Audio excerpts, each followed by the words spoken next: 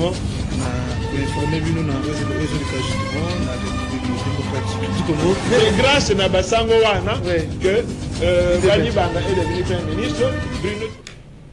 Voilà, boye sous madame na émission na binombo na émission bolinga mingi justement 30 minutes il y a échange, 30 minutes il y a débat, il y a proposition na si j'ai qu'on défait justement na République démocratique du Congo justement le lot il y a mis pour la toute première fois na émission bongwana à honorer biso à respecter programme ayé qu'on répondre à l'invitation pour na ko un peu ko décortiquer ko proposer plutôt bah si j'ai qu'on défait chronique en République démocratique du Congo mingi matali bongo insécurité na partie est et plutôt Martinet politique oyo décidé ça y est bon à nouveau il y a Funa na Selembao et pas ça y est bon ba militant peu ba militant il y a parti on a président Martin Fayulu on a mis bon pour la toute première fois de je souhaite plutôt dédié on a bon inspecteur professeur il y a parti politique décidé il y a président national Martin Fayulu au a dit qualité pour na restaurer justement pas durable dans la partie est on a lobby pour la toute première fois de que je suis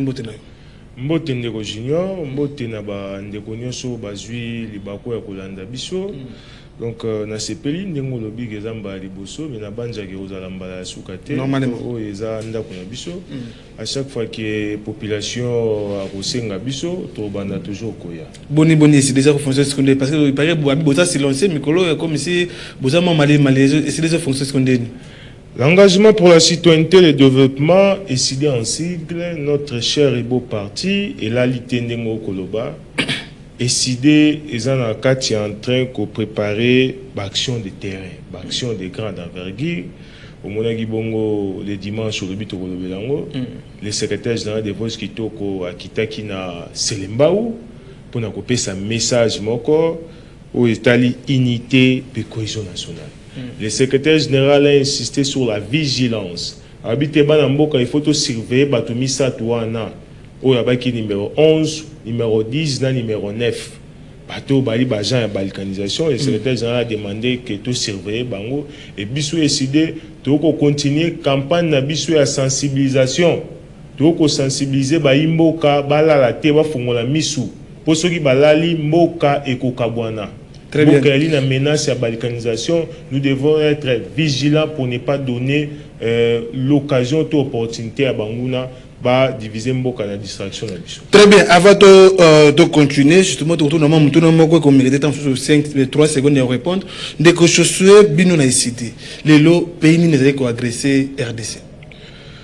Pays ont agressé RDC, Bissoto le Bangwa avant de faire Tshisekedi à Manakolo Bangwa. Nous on a fait des marches ici. Nous autres, on a été tabassés.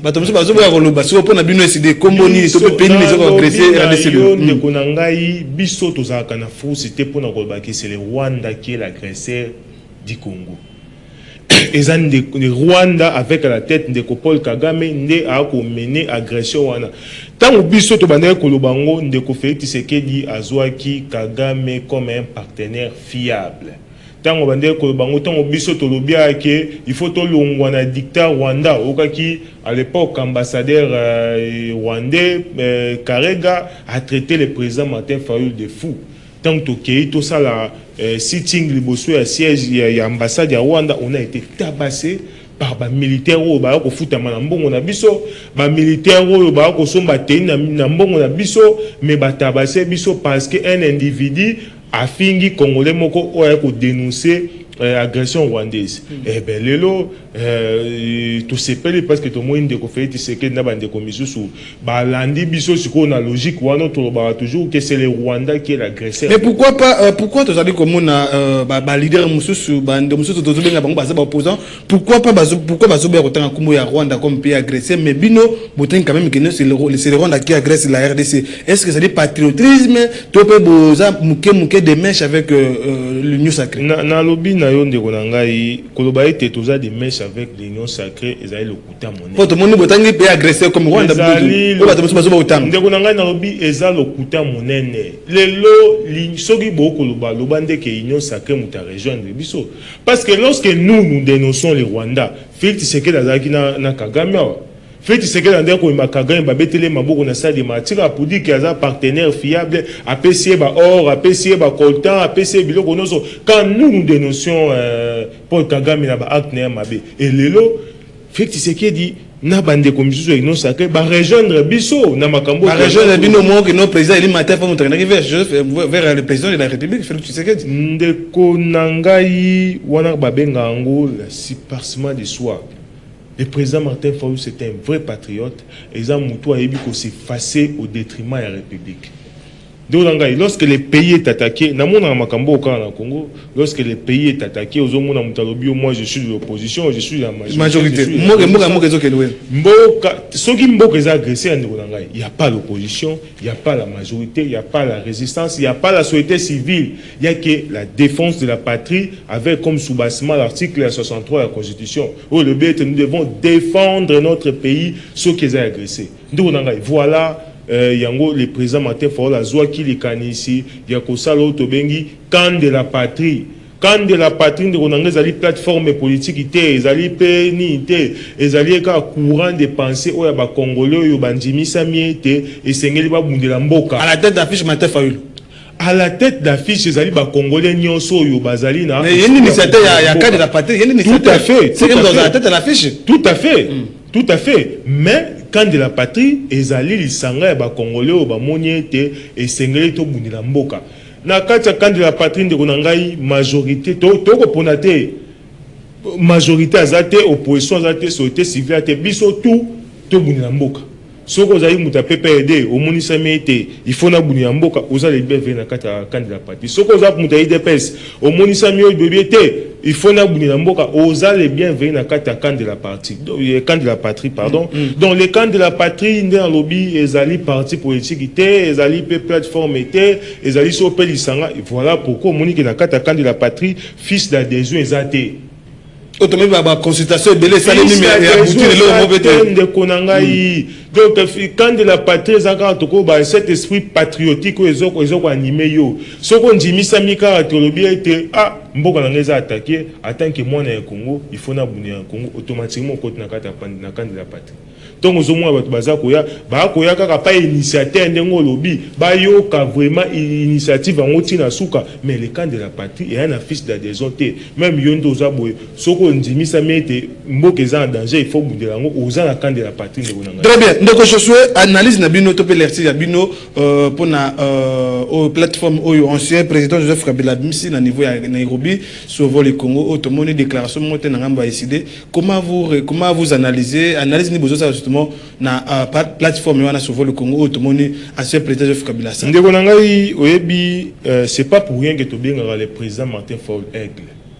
Le président Martin Fayulu c'est un véritable aigle pour makambo nyoso ya lobaka bato ba mona ngo mais après bato ba ka ko copier ngo bato ba ka ko pesa raison na sima na biso que le président Martin Fayulu déjà à l'époque condamné l'agression rwandaise avec la tête Paul Kagame bando fait Tshisekedi bilo ba lelo na moni souste bande ko Kabila ba rejoindre biso parce que déjà en 2015 le président Martin Fayulu a créé un mouvement to ko ba sauver le Congo comme Martin Fayulu ça déjà en 2015 il a créé le mouvement Sauvons le Congo avec l'effet professeur émérite Mathieu Kalele, na bande commission na moni Jean-Félix Senga, bande Prince Penge. Déjà en 2015, le président Martin Fayulu a créé le mouvement Sauvons le Congo. Et tant en 2015 déjà le président Martin Fayulu a compris que le Congo a besoin d'être sauvé. Le Congo est en danger. Nous devons créer le mouvement. Et au moins le président Martin Fayulu a fait une campagne à Kotambola, Congo Mobimba, pour ça la sensibilisation Koloba Imboka était le Congo a besoin d'être sauvé. Le président Martin Fayulu tambola.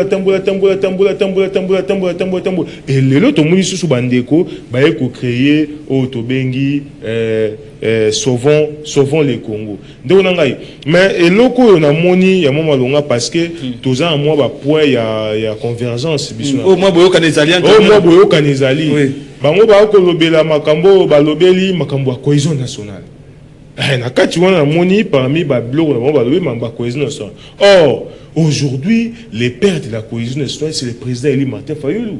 c'est celui qui prône la cohésion nationale. Moto ko lukaete ba Congolais nyonso ba vendre sika moko, ba Congolais nyonso toza asuna makamba ba tribute au Mulubo au Mukongo. C'est le président Martin Fayulu. Ba lobeli makambuya dialogue inclusif ou eza prôné pa ya basango. Donc les dio 5 SCC. Alors que biso peut insister que soki boso li kozala, il faut aller passer par les dio 5 SCC, donc les parts sociales pour la paix. Donc biloko on a mis balé ndena moni et sangisi biso. Mais babiloko misu soane tikali nde konanga isoko tali eza plagiat. Parce que ça quand il y a manifeste na biso. Sangani o matafa la sala. Babiloko o beli vraiment na babeli va ko tout cher makasa to ezali eloko yo Martin Fayulu la salité ezali eloko yo biso nyonso. Moi j'ai été congressiste. Tant que congrès na Kisangani, c'est nous qui avons fait. C'est ça Martin Fayulu. Et ça ma candidat biso nyonso ba imboka nyonso ma candidat biso. Donc makambo no se tikali wana eza plagiat, eza akacha. Mais sikoyo ndeko na ngai na ekoloba boye. Bon, soki eza solo bandeko na biso balobi ete il faut ba nde balobi ete il faut ba sauver Congo.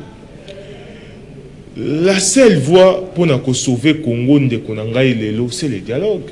Donc je suis comment ce que tu as analysé entourage et ancien chef de l'État Joseph Kabila tout le monde a bateau babane ko décrier babane ko boya gestion à Joseph Kabila bateau babane ko finga chaque jour est-ce que crainte que zalater lelo comment on appelle Martin Fayulu oh peut finga qui a critiqué qui gestion à Joseph Kabila comment on a rejoindre Joseph Kabila est-ce que tu assister na Senouate oh tout le monde Frank Diongo oh abane d'ailleurs avec une audience sous perfusion n'attend Kabila mais tout le monde a rejoindre Joseph Kabila c'est que également oh a critiqué Joseph Kabila tout le monde a rejoindre est-ce que tout le monde peut-être que Martin Fayulu oh le bageno azali patriote un jour emboîté pe le pas na bande konae Frank Diongo c'est que va rejoindre Joseph Kabila le président Martin Fayulu aujourd'hui c'est un leader incontournable. Azali même par les Congolais, ça correspond de Joseph Kabila. Azali leader moko incontournable. C'est l'homme qui repose l'espoir de tout un peuple.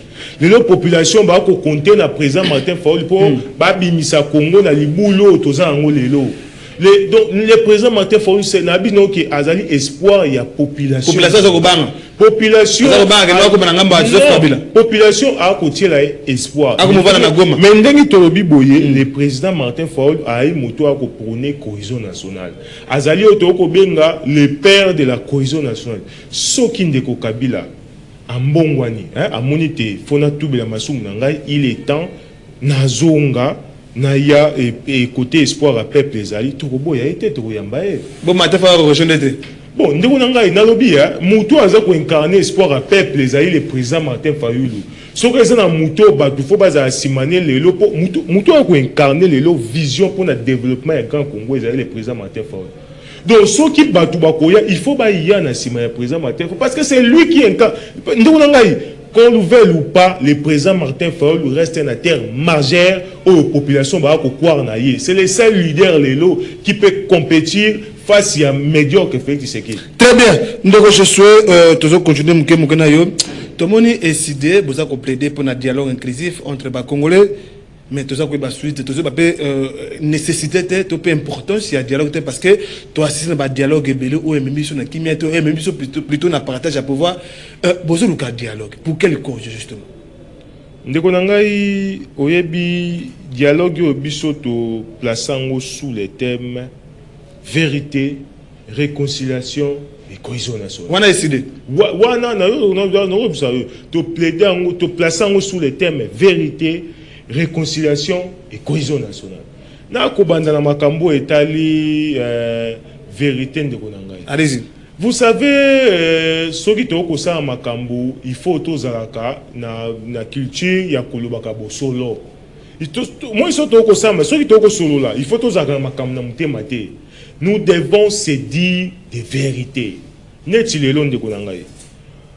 Nous sommes dans une crise politico-sécuritaire.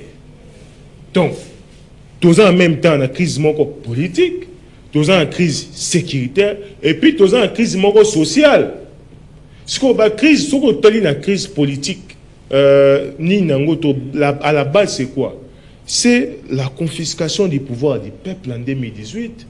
par le régime Kabila. Oh, en connivence dans des conflits, c'est qu'il va bambeli un ou bambela. Donc nous devons régler ces problèmes-là.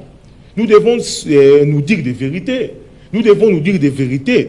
Nos amis doivent reconnaître qu'ils ont échoué, qu'ils ont négocié avec Joseph Kabila. Donc nous devons nous dire des vérités de Konangaï. Et là, ceux qui ont sauté, ils ont peuple. Le peuple a donné confiance, a tiré confiance dans le président Eli Martin Fayulu. Il y a un individu Kabila n'a de conflit, c'est qu'il a détourné volonté à peuple et ça ainsi. Donc, cause il y a dialogue pour se dire la vérité. On doit se dire des vérités. La vérité est ça et belén de nous devons d'abord demander au-delà de Koyeba. Makambo et Sama, nous devons demander à Félix Tshisekedi quels sont les accords qu'il a signés avec Joseph Kabila pour que Joseph Kabila aille pouvoir et peuple à Pessaï. Il y a besoin de nécessité actuellement. Une partie est occupée. Il y a besoin de nécessité. D'abord, qu'on sauve d'abord, on ne peut pas sauver les pays et n'a qu'au mensonge. On doit sauver les pays dans et à Peto. On ne doit pas sauver les pays na fardeau. On ne peut pas sauver les pays sur aux fardeau. On doit d'abord se dire ce qui c'est parce que Félix Tshisekedi a signé les accords avec Kabila, avec je vais vous faire une révélation. Félix Tshisekedi a fruit il y a lobby touti. Il a été soutenu par Lobby Touti pour comme Abisco Lobby. Est-ce que vous savez qu'est-ce qu'il a donné dans Lobby Touti n'a pas comme Abisco au Azalelo? Nous devons savoir. Il y a des accords. Mais normalement, il y a eu des accords dans Lobby Touti. Tant que na Genève, lobbyiste tout nous nous voulons de toi, nous ne voulons pas de Martin Fayulu. C'est quelqu'un qui est ferme, c'est quelqu'un qui plan la biso. Constant, c'est constant. Ceux qui a Zali, à bloquer biso, tous en besoin parce que yo ont ouvert, aux gens oui, signons les accords, biso ko soutenir yo, to ça le lobby mo ki mo imba pour comme président. Est-ce que vous savez quel genre des accords que Félix Tshisekedi a signé avec le lobby tout? Est-ce que vous savez quel genre des accords Félix Tshisekedi a signé avec Kabila pour Kabila tirer le pouvoir? Et si vous avez wapi, la passation civilisée à pouvoir, mais babengi ba témoin ba président monsieur africain. Babengi ici, babengi boy, babengi yo mon ça ma wapi. Passation civilisée à pouvoir, peuple a voté, Moutousko, et qu'on y politique à Moutouan pouvoir, comme on bien témoin va président monsieur africain. Donc il y a eu des accords qui fait d'accord wana yango nde salité mboka et komana. Donc il faut Félix attailler yango sur la table pour tous les hommes. Il faut toyeba quels sont les accords quels sont les accords oyo signés ba namba lobby touti, quels sont les accords signés à Kabila et soki to silisi yango siko to komina réconciliation. Bon, Tobi, bon, Tozaba Namboka, malgré bêtises au Saki. Bon, ce qu'on doit faire, tout ce qu'on a maboko, total, tout comme ce qu'on a cohésion nationale. Ce qu'on cohésion nationale, ou en ande konangai, yangoné muteko ça l'a été mando qui bâti à nasser. Êtes-vous d'accord que Joseph Kabila soit pas na dialogue wana? Mais il doit être là. À sa partie à problème. Aujourd'hui, la crise, il y a les lots de konangai, tout ça, nous avons Joseph Kabila comme usurpateur des pouvoirs, Moutou a détourné qui volonté à peuple. Nous avons les receleurs Félix Tshisekedi et puis nous avons Kolobor qui est le président Martin Fayulu. Donc ils doivent impérativement être là parce que ils ont des problèmes. Pourquoi quand Joseph Kabila qui va détourner volonté à peuple? Il y a condamné à mort avec des amendes des consorts. Est-ce que ce qu'il a à cause de l'arrêté? Parce que quand il y a des condamnés, donc ça a déjà écarté. Moi, je n'entre pas dans les histoires de la justice. La justice a fait son travail. Moi, je n'entre pas dans la politique. Très bien, s'il faut parrainer. Toujours vu, pourquoi Binobo a dit qu'on maintenait Kaka SCC na 5 ba parrainer dialogue. Pourquoi pas comme on a Gizé Belé, conférence, Belé, société civile, pourquoi vous insistez que Kaka 5 a organisé dialogue, a parrainé dialogue? Vous savez, ce problème a été soulevé par Ndeko Félix Tshisekedi lorsque Bazargi n'a tête à tête n'a président Martin Fayulu. Le président Martin Fayulu a lobby pacte social pour la paix. Il y a un monde qui est Ndeko Félix Tshisekedi a lobby été en confiance à Bassangote pour naïe. Azo remarqué besoin de démarche avec lobby pour naïe a lobby en confiance à Bassangote pour naïe. Il faut impérativement bakoti sapé batuya. Biso to biso to bi eza problème était. problème na biso donc bilo bondi moto zo kota biso problème na biso ezali problème biso problème na biso ezali problème ikuti ya basango to ebi c'est bon soki basango ba ko déranger zwa bato ya o lobi wana ya église de réveil ko tia bango zwa pe bato na yo ndeko na yo asalaki biloko na yo nani berando zwa pe équipe na yo yango to monaki a région ndaki justement nani de kamba région ndaki justement c'est to ebi c'est zwa pe ba médiateur o union africaine a désigné ko tia bango na kati c'est que nous voulons biso c'est pas la personne ya nani ya basango to pe ya SCC biso pona biso a ça a été bato nyonso bakovana na bango wana biso pona biso le plus important c'est de nous dire la vérité c'est fait que c'est que ataye biso en détail babiloko ya signé na ndeko Paul Kagame o ya signé na ndeko Kabila o ya signé na lobi tuti o eza ko sala ete mboka lelo o e plonger na libulu ba plonger donc biso tout ça pena ba programme o ya 5 SCC soki akokotisa bato nyonso prévenir yo bi dodo kamba kotaki. Donc, pour décider le chemin idéal pour que Kimi Zonga, c'est le dialogue. Il n'y a pas 36 solutions de Gonanga. Très bien. Nous je souhaite, comme presque, tout le monde presque dans ce cas, tout le bien meeting, tout peut martiner politique, tout le monde niveau ya Selemba, tout le monde qui na bandeli, ba bengana kibino, ba matériel justement, ba instrument, ba panda qui même m'a donné Zonga. Qu'est-ce qui s'est passé? Tout le monde a babouya bossa la meeting na niveau ya Selemba. Ndekonangai, vous savez, moi j'étais là depuis 7h du matin, dans le terrain Inaza, parce que je suis l'inspecteur provincial. Provincial, justement, oui. Je devais coordonner l'activité. Je bandé m'envoyer au Salama. Dans 7h, je dis coup de chapeau, on a bandé qu'on a biso ya logistique, parce que qui attend. Déjà à 7h, bazaki on a bandé qu'on monte, babilo qu'on a bango, tout. Podium, mais comme qui presque à la fin, tout le monde major ya Selemba au nord. Aïe pour nous dire qu'on n'a pas le droit d'organiser meeting au Tokosalawa. Batouni qui est le responsable, j'étais là, je me suis présenté. Et oh non, on a joué un papier au hôtel de ville. La notification, accusé de réception au hôtel de ville. Le monsieur me dira qu'il y a à informer. Gabi comment? Le bourgmestre, il y a aux autres dépend de bourgmestre. Le bourgmestre signale. Il y a Azali Zoripe Major, il y a Selemba ou Sud. Bisto Kinda qui peut to Kinda qui peut na commander ya nini soki pe nord et ya ebi mamboana te tout. Je lui fais comprendre de konangai to monis na minute muke to moni ba service yo wana demia payer anereye ba tondi ba secret biso ba bandi ko buka podio. Mais na to tuni mais ezali kambuni bandi ko buka podio mboy. Donc ngai ba kangina ba kitcha batu. Na ba kitcho to luwa ki po ba officiel ba vanda ndeko major wana ordonné ba ko tsango na jeep ya la police ba kenango ba buki ba ordonné muta podium ba bisi muta podium ba lobi kene a podium kozonga su ate ape to moni ndeko wana major aina ba père Avarez misato alobi ote bourgmestre apesinga inscription alobi ete na beta ba match beta intérêt oh le bourgmestre m'a demandé tout le monde ba joueur ba bandi ko se chauffer apesi mon ballon oh bo beta ba match j'ai appelé l'exécutif José Ngouma, le deuxième exécutif il y a SID Funa comme c'est quelqu'un au Azapé natif à Selemba. Rapidement il est venu sur le terrain to meki ko négocier ça n'a pas tenu to kei na bureau na bango ezaki wana on a appelé le secrétaire général. Le secrétaire général a appelé Ndeko Jacquemin Chabani. Ndeko Jacquemin Chabani a bengi bandeko na batuna ye babumba pour les procédures pour les dire que botika babiloko wana Martin Fayulu na batuna ye ba éveiller peuple ndé ba ko éveiller peuple wana. Très bien, ndeko je suis bengi batuna mais ce qui est grave ndeko na ngai.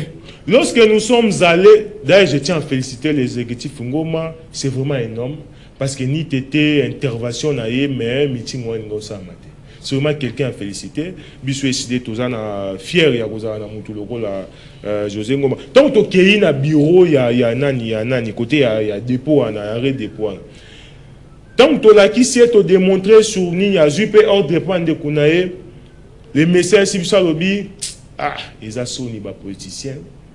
Siko ngai bourgmestre apesinga ordre albi kena ki ne ko panja na kipe kuna na panji wana major azo ebisa biso atinda panji alobi azo regrette donc azo muna na conscience ne moko alobi mais sikoyo bozo ebisa ngana kende suko sécuriser bino na kende ko sécuriser bino ndenge nini naki yankio na lakisa kuna na terrain ndenge na panja ki ba mona sunga mosu na zongi na ko mo sécuriser bino en tout cas bourgmestre ça tient en erreur ya pesina ba vereza obina pe chama chawa ye mosu azo ko benga suso obatika bosa en tout cas nga soni eleki na okendete bozo kaka babilo na bino na bakiti bozo nga bino mobo ke sa meeting voilà ndeko na ngai.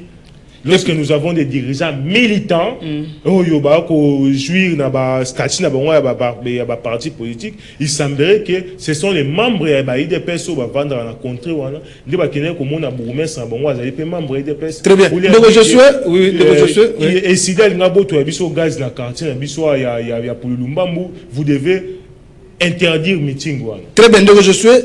Après tout, il y a eu manifestation, mais bah remarqué dans le discours il y a secrétaire général, babi discours Maurice a dit il y a monté Mamabé, alors il faut surveiller ceux qui numéro 10 Kagame, numéro 9 Joseph Kabila et puis na monté Babi bah OG Joseph Félix Tshisekedi, babi il y a discours Maurice a monté Mamabé. Comment vous analysez l'ertine justement? Vous savez que ça un discours au secrétaire général à Salaki accompagné na secrétaire national à charge de sport Mike Senkono. Konangai tikana pesa na mbote.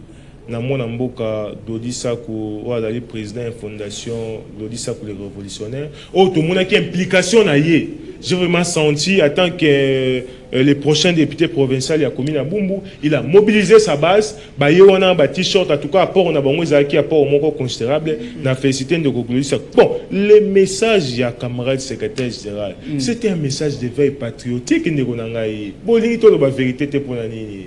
Aujourd'hui, ce qui est na boulou et qui est kende boizali pour na batumi ça tout. Ezali pour ndeko Kabila, ezali pour ndeko Kagame, ezali pour ndeko Félix Tshisekedi. Ce sont les trois mâles congolais que nous devons surveiller. Et le secrétaire général n'a fait que demander à la population de surveiller ces trois mâles.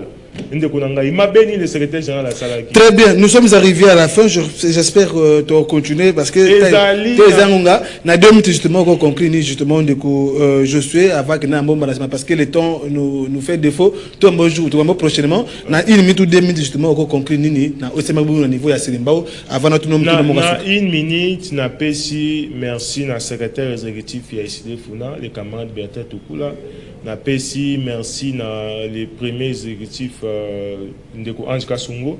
Na pesi merci na équipe Mobimba au bazaki impliqué na ndeko José Ngoma na ndeko Cordon Ousmane na bandeko na les patriotes Simon Diakubi quoi au bazaki vraiment na front pour être tozoa malgré ba intimidation ba acte wana mais quand même la population a répondu massivement au début que jour on est équipé match à Barcelone na Real mais quand même la population a bravé la population était là donc topesi merci na bandeko no basa qui travaille moko ya titan topesi pe merci na secrétaire général ndenga honora ki bana efuna na présence na ye nous pensons que très récemment tozana commune ya Makala nous ferons encore plus que aux Agina Selemba. Très bien, ndeko je souhaite comme nasuka ni na mabe Félix akutaka bongisi moko kaka nini ya mabe Félix akutaka bongisi ezali vie na ye parce que na moni banda ye standing a vie na ye changé.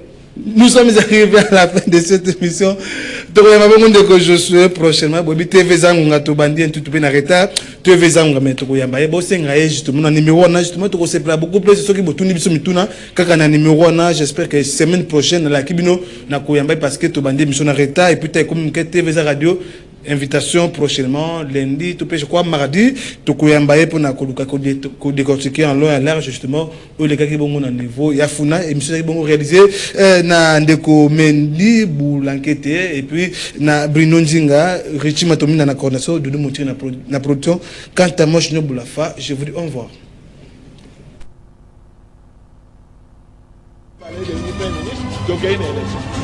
C'est lui qui gérait l'argent. Il fait partie de la chaîne à recette. Il fait partie de la chaîne à dépense. C'est lui le patron de la finance dans mon analyse. Très bien. Ce sont jamais quand même que Jean-Marc Kabou, c'est quelqu'un, tant Oyo, ezali kaka, ba document ya pambate. Ezali kaka